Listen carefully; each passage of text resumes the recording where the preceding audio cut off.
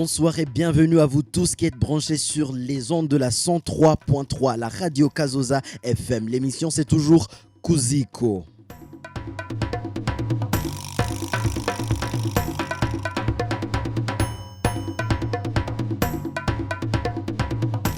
L'émission Kuziko que vous suivez tous les jours à partir de 19h30 du soir jusqu'à 20h.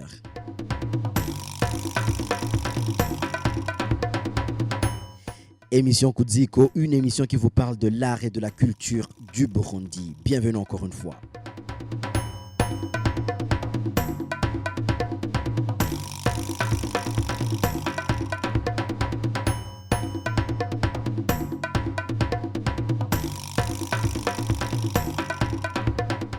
Diogène Rukundo au micro et Raja Tunga assure la mise en onde. Bienvenue, chers auditeurs, dans l'émission Kuziko.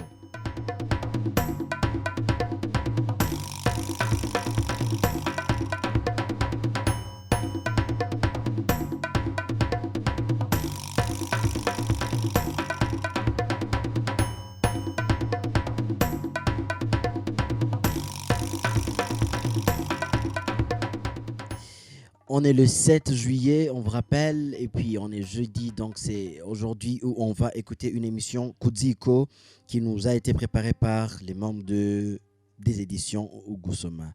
Mais dans un instant, écoutons d'abord cette belle chanson de Sibylle.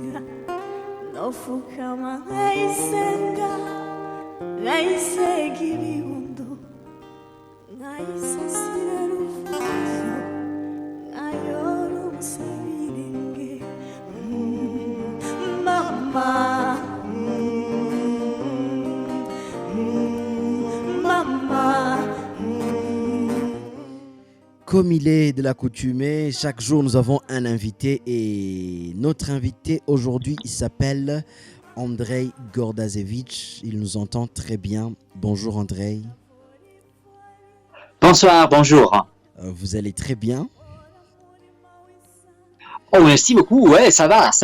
Vous êtes branché sur les ondes de la Kazoza FM 103.3 et on vous entend. Pouvez-vous vous présenter un tout petit peu pour que les auditeurs puissent savoir avec qui on est en train de parler ce soir? Ah, ok. Alors, merci beaucoup pour l'invitation. Et si je dois m'introduire, je suis photographe documentaire. Je fais les histoires dans les pays différents. Et alors comme ça, j'avais une chance de faire un projet qui s'appelle 300 portraits de l'indépendance, qui est dédié aux 300 années de l'indépendance du Burundi. Et alors j'étais totalement enchanté par cette chance, opportunité. Je suis venu là en mois de mai. Et alors, avec le support de la coopération suisse, de Jean Beret, de Roland, de Diogène, des autres gens, de Nitanga Tandru, et les autres qui m'ont supporté dans ce voyage et les arrangements pour que je puisse rencontrer les gens et faire les portraits et aussi entendre les histoires de ces gens. Je me remercie beaucoup par tout le monde qui a organisé le voyage et les rencontres avec les gens. Oui. C'était très charmant aussi de rencontrer les photographes burundais et burundaises. On avait les workshops, on avait les échanges, on travaillait dans les champs ensemble. Et c'était absolument charmant. Je suis vraiment charmé par Burundi, l'atmosphère, les gens, aussi pour une chance de parler directement en tant que je photographie, parce que ça, c'est très important. Oui, oui, oui. Merci beaucoup, André. Et pour ceux qui ne le savaient pas, comme vous l'avez déjà entendu, nous sommes avec un invité qui n'est pas physiquement au Burundi, mais comme la technologie avance très bien et ça nous facilite la tâche, nous pouvons parler, nous pouvons causer, nous pouvons échanger. C'est Andrei Gordazevitch, un photographe d'origine russe qui était ici pour un projet des portraits de l'indépendance. Monsieur Andrei, pouvez-vous nous parler pour commencer, pour entrer vraiment dans l'émission, comment donc l'idée des portraits de l'indépendance est-elle venue? Comment est-elle née et comment vous avez vraiment pris part de ce grand projet? Merci beaucoup. En effet, c'était comme ça. J'avais une chance de connaître les personnes suisses. On a fait un projet documentaire ensemble avec une personne que je connais et il s'appelle Niels Krauer. Niels Krauer, il travaille aussi à la coopération suisse. Il me connaissait aussi comme un photographe documentaire. Alors, dès qu'on a parlé des travaux de Niels et de pays, de Burundi, alors moi, j'ai expliqué à l'intérêt que j'aurais, alors s'il y a une chance, s'il y a un intérêt de faire un projet documentaire, on peut le faire. Et puis, on a connu que voilà, le projet 60 ans de l'indépendance, c'est cette année. Alors, comme ça, j'ai pensé, mais au lieu de faire juste les histoires, par exemple, sur les pêcheurs ou les histoires des autres occupations, du thé, du café, de la production, on pourrait en effet combiner tout ça dans un grand projet qui s'appelle les portraits de l'indépendance. Alors, de façon que je puisse rencontrer les gens des métiers, des occupations différentes. Et voilà, chacun me raconte une petite histoire. En effet, j'ai posé les deux questions pour tout le monde. Et la première question, c'était ce qui est l'indépendance pour toi personnellement. Pas politiquement, pas historiquement, mais personnellement pour une personne dont je dirais un portrait. Et la deuxième question, c'était peut-être même plus compliqué. C'est l'histoire la plus importante de la vie. De la vie de chaque personne. Alors, l'histoire la plus importante de chaque personne. Voilà. Ok. Alors André, avant qu'on aille trop loin, je voudrais accueillir encore une fois une des personnes qui ont travaillé sur le projet, Monsieur Roland Ruggiero-Lewis, qui est d'ailleurs avec nous au studio. Bonsoir Roland. Bonsoir. Comment vous allez? Vous allez bien? Bonsoir Diogène, bonsoir à tous les auditeurs. Bonsoir à André. André, ça va? Bonjour, bonsoir. Et Roland, enchanté de t'entendre ici. Enchanté de nous retrouver sur les ondes de la Kazoza FM. Justement. Alors, c'est avec lui qu'on va continuer l'émission. Donc, André, vous nous disiez tout à l'heure du projet Les Portraits de l'Indépendance, comment l'idée était née. En peu de mots, quels étaient les objectifs de l'exposition des photos? Parce que après les photos, il y a eu une exposition, comme vous l'avez vu, à la place de l'Indépendance. Quel est vraiment le plus grand objectif de cette exposition? Alors voilà, pour moi, il y a toujours des différents dans tous les projets. Il y a certainement il y a une partie parce que voilà, en coopération sur le marché. Il y a aussi ma petite partie comme photographe. Pardon André. Pardon, excusez, on vous entend un peu mal. Vous pouvez reprendre, s'il vous plaît, la deuxième question? Oui. L'objectif, oui, on vous entend bien. On vous entend bien. L'objectif de l'exposition. Très bien. Très bien. Alors, il y a toujours des parties différentes pour chaque exposition et pour chaque projet photographique. En effet, il y a une partie burundaise, il y a une partie suisse, il y a aussi ma partie comme photographe. Et je veux dire que pour tout le monde, il y a quelques objectifs, quelques buts dans ce projet. Pour moi, personnellement, j'étais en train de faire comme comme la vue générale, un panorama du Burundi aujourd'hui. C'est-à-dire qu'en effet, on fait un portrait d'un pays par les portraits des Burundais, par les portraits de personnes concrètes. Et alors comme ça, on peut regarder les personnes concrètes, on peut voir les portraits et on peut entendre les histoires de ces gens. Et comme ça, on a une impression de ce qui se passe parmi les gens dans ce pays concret, au Burundi. Alors ça, c'était mon but personnel comme l'auteur. Je voulais raconter cette histoire sur le pays parmi les portraits de ces gens, des Burundais contemporains. Voilà. Et c'était votre première expérience en Afrique. En effet, j'étais au nord de l'Afrique, j'étais au Botswana, en Afrique du Sud, mais j'étais jamais au Burundi. J'ai vu au Burundi, dans l'Afrique des Grands Lacs. Peut-être ce serait intéressant de rappeler un peu le travail aussi que vous aviez fait dans les mines d'or du Pérou. Je ne me trompe pas. Oui. En fait, oui. C'était à Pérou, et voilà, en Pérou, il y a quelques métiers traditionnels, il y a aussi quelques métiers artisanaux, et un de ces métiers, c'est la production de l'or qui est apporté des montagnes par les rivières dans les vallées. Alors, dans ces vallées, en Pérou, il y a beaucoup de gens qui essaient de retenir de l'or de sable, en effet, de l'or de sable. Ce sont les petites particules de l'or qui se concentrent dans le sable. Alors, c'est justement l'histoire de ces gens qu'on voulait raconter. Il y a un site internet dans plusieurs langues qui s'appelle quickgold.ru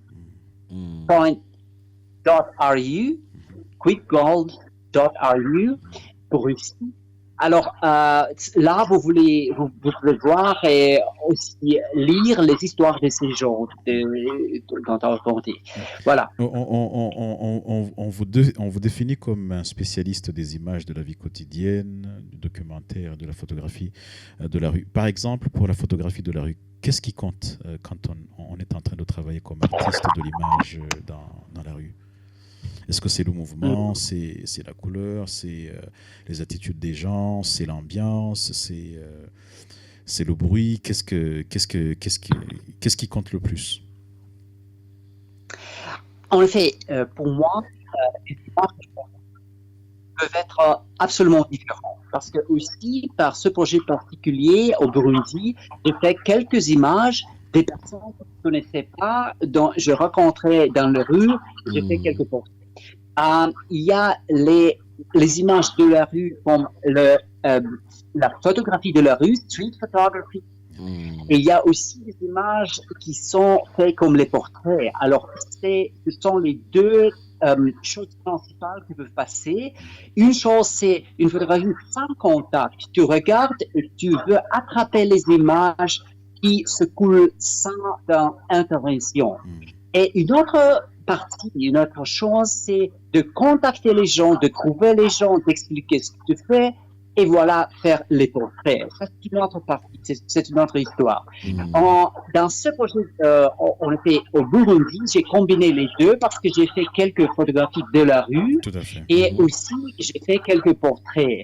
J'ai pris quelques photos de la rue de façon que je puisse raconter l'énergie du Burundi, l'énergie de la rue, et pour que les spectateurs parmi le monde, aussi en Europe, qui ne se connaissent pas, au Burundi, peuvent voir que voilà, c'est ça la vie quotidienne, ça se voit comme ça, une rue c'est comme ça, les pêcheurs c'est comme ça, le lac Tanganyika c'est comme ça. Alors ce sont les choses très particulières, typiques pour l'Afrique, typiques pour Burundi. Mais aussi, ça contribue à la perception des portraits, c'est ça. Exactement. J'ai aussi une question d'une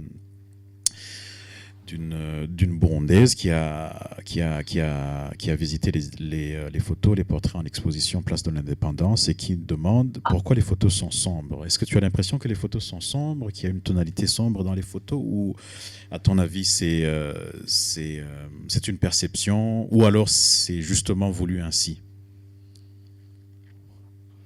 Oh oui, il y a deux choses ici. Dès que j'étais malheureusement pas là, je ne savais pas vraiment comment c'était imprimé. J'espère seulement que c'était bien imprimé. J'ai entendu que c'était très, très bien imprimé, Mhm. mais aussi les photos. Euh, il y a toujours la question que les couleurs doivent être une certaine épaisse.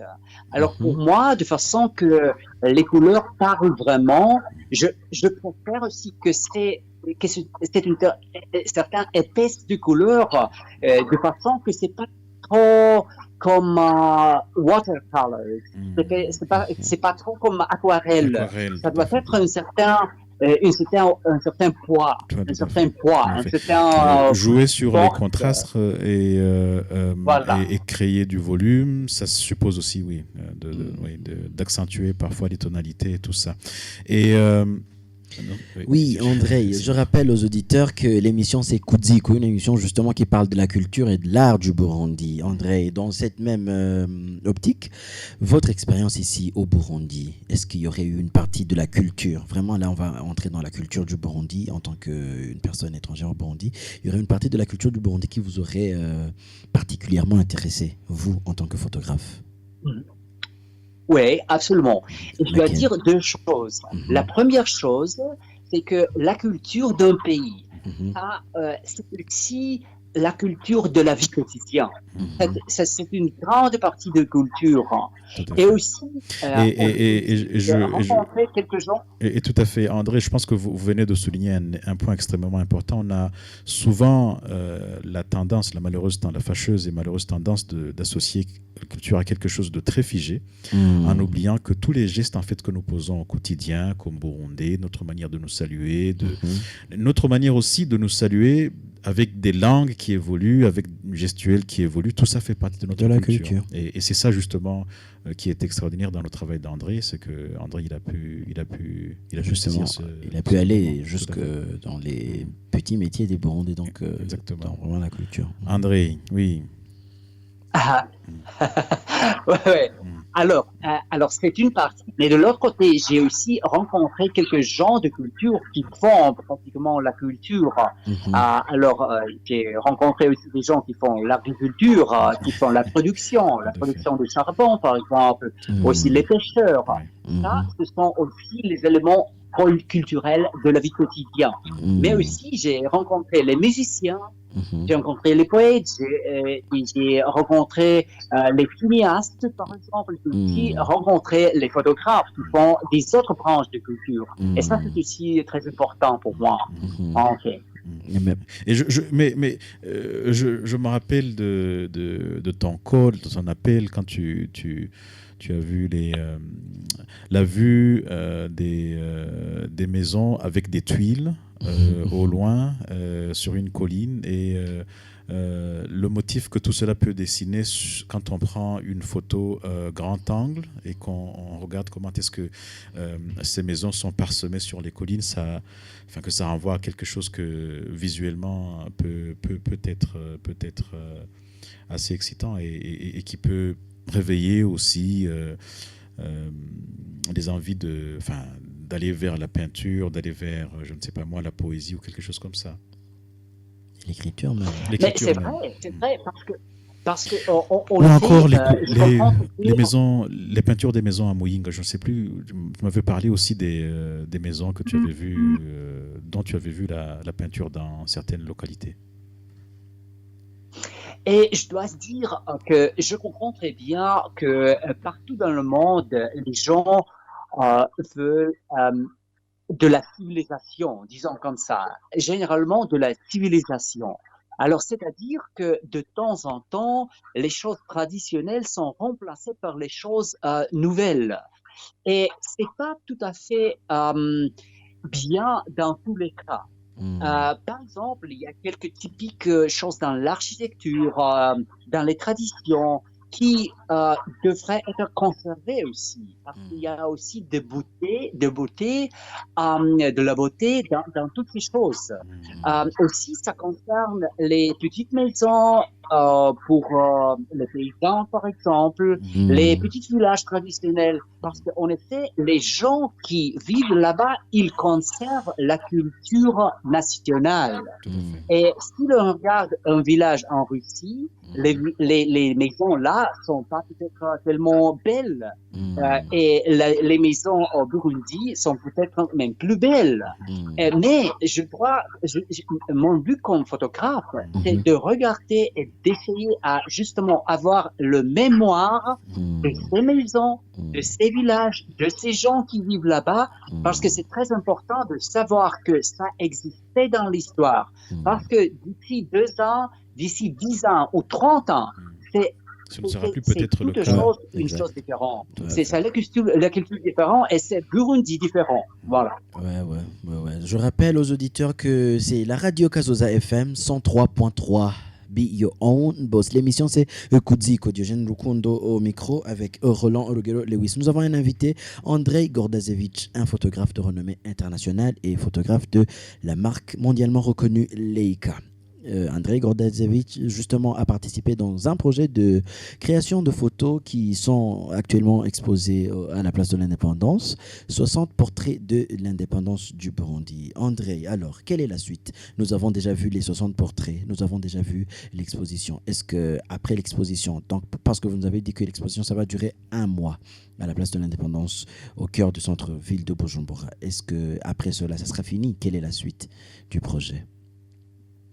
Alors maintenant, on travaille sur un livre qui s'appelle aussi Portrait de l'indépendance. On espère que le livre sera prêt au mois de septembre. Et alors, on finalise le livre maintenant. Excusez, le quantième, et j'espère qu'une certaine partie de ce tirage vient au Burundi, une partie de ce tirage reste en Suisse. Alors, c'est pas la fin encore. Et ça continue, l'exposition continue sur les pages du livre. On n'a pas bien saisi la date où vous espérez que le livre puisse paraître? C'est quand? C'est au mois de septembre. Ok. Alors, Roland, une question? Non, j'ai pas de question. C'est juste pour souligner que ce travail, quand même, il faut souligner que toutes les photos qui sont en exposition sur la place de l'Indépendance, c'est un travail qui aura duré 1 mois, disons, 1 mois, quelques jours. Et c'est une occasion de remercier toutes les bonnes volontés qui se sont portées pour faciliter le travail à André. André avait 20 jours de séjour au Burundi, il devait prendre les photos, il devait revoir les photos. Je pense qu'il a pris des milliers de pauses.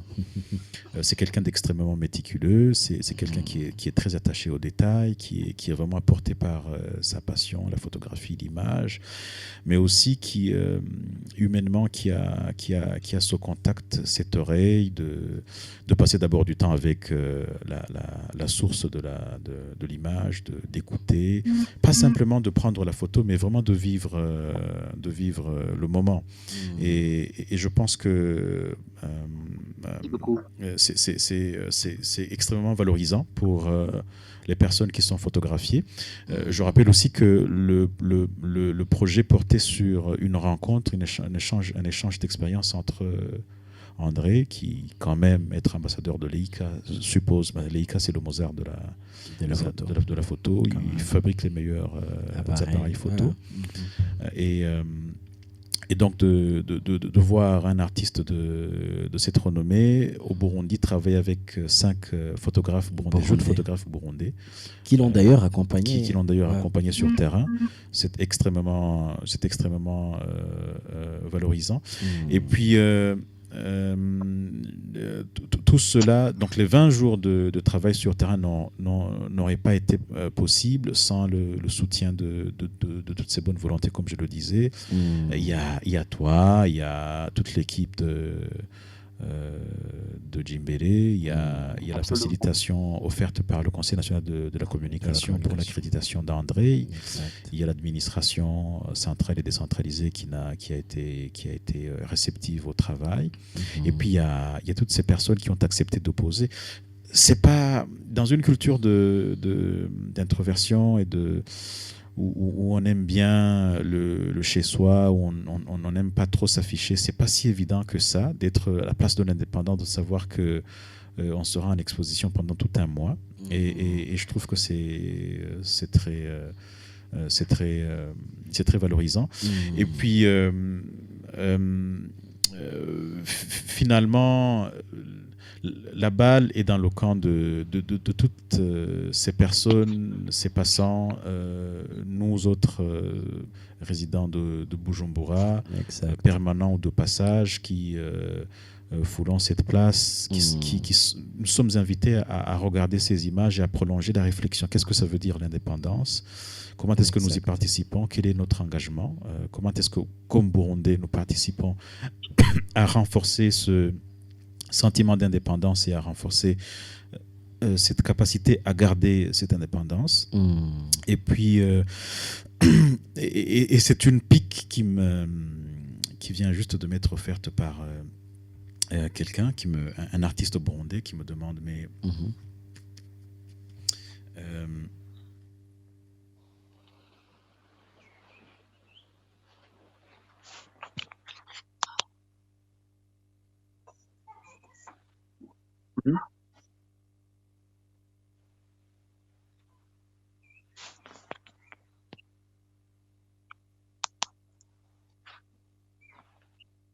ça va toujours? Allô, oui, excusez, j'avais une petite crise de toux. Je dis, c'est une pique qui vient juste de m'être offerte par un jeune artiste burundais qui me dit, mais pourquoi est-ce que des photos d'indépendance du Burundi sont prises par un non-burundais, un photographe qui n'est pas burundais? Je pense que la réponse pourrait prendre deux formes. D'abord, l'art n'a pas de nationalité.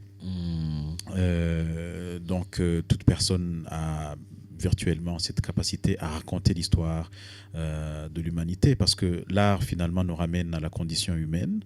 Et puis, l'autre chose, c'est peut-être aussi une invitation d'imaginer comment nous autres, justement, artistes burundais, pouvons célébrer de façon délicate et différente les prochains rendez-vous. C'est 60 ans cette année, c'est 61 années l'année prochaine, c'est 62, 63, 75. Même 100 ans. 15 ans, même 100 ans, même 200 ans. Comment est-ce que nous allons célébrer? Et comment est-ce que l'expérience avec André peut nous inspirer, pas simplement pour l'indépendance du Burundi, mais au quotidien? Comment est-ce que nous pouvons célébrer ces moments qui font la vie de notre pays ou notre vie nous-mêmes? Et puis, finalement, c'est une occasion de remercier la coopération suisse qui a permis de vivre cette expérience. Et voilà, et de nous dire que des rencontres pareilles entre artistes du Burundi et d'ailleurs, pour échanger sur l'expérience comme artiste, pour enrichir la réflexion sur la condition humaine, seront beaucoup plus nombreuses avec les mois, les années à venir. Exact. Radio Kazoza FM, toujours 103.3, c'est l'émission Kudziko. Malheureusement, le temps passe, et il est presque 20h et nous sommes à la fin de notre émission. Je vous rappelle que au micro, c'était Diogène Rukundo. Nous avions un invité qui n'est malheureusement pas physiquement au Burundi, mais on l'a eu sur téléphone. Il s'appelle Andrei Gordazevich, photographe de renommée internationale. Monsieur Andrei, merci beaucoup. Merci, oui. On te sent, André. Merci beaucoup. En tout cas, on te voit tous les jours quand on passe à la place de l'indépendance. Célébrer les 100 ans de l'indépendance avec vous. Merci beaucoup. Merci pour le temps. Oui. Merci à Roland qui s'est disponibilisé, qui est venu dans notre émission Kudziko d'aujourd'hui. Je vous rappelle, l'émission Kudziko passe toujours à 19h30, de 19h30 à 20h, chaque jour à la radio Kazoza FM. Diogène Rukundo, j'étais au micro avec Roland. Rugero Lewis, Rajatunga assurait la mise en onde. N'oubliez pas une chose, please be your own boss. Merci. Merci.